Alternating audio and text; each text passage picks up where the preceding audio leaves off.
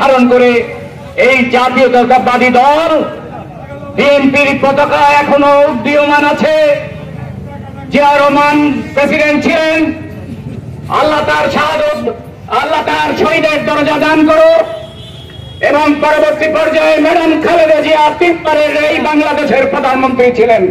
তিনি গণতন্ত্রের মা, এখনো তিনি হুঙ্কার দিয়ে কথা বলেন, বাংলার মানুষের জন্য কথা বলেন, খেটে খাওয়া সমস্ত জাতির জন্য কথা বলেন। এখনো তিনি আপসীন নেত্রী ম্যাডাম খালেদা জিয়া।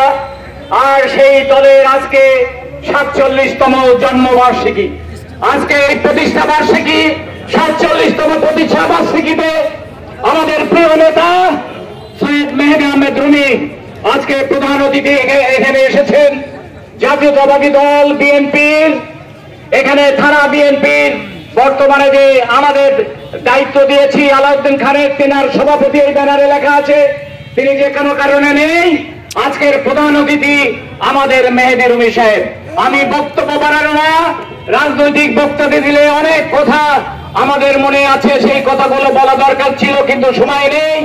মেহেদী ভাইয়ের কুমারখালীতে আর একটা প্রোগ্রাম রয়েছে, সেই কারণে আমি বিনয়ের সাথে অনুরোধ করবো আমাদের যারা জনগণ এখানে দাঁড়িয়ে আছেন, মেহেদী রুমীর বক্তৃতা শেষ না হওয়া পর্যন্ত কোন ভাইরা এখান থেকে যাবেন। আমার দেশে নৈরাজ্য তৈরি হয়, তারপরে ইতিহাস অনেক লম্বা।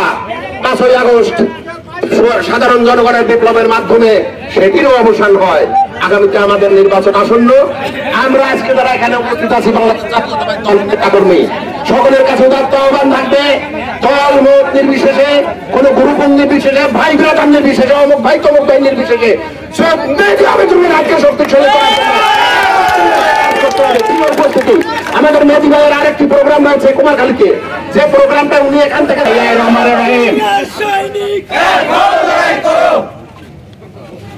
আজকের শহীদ প্রেসিডেন্ট জিয়া রহমানের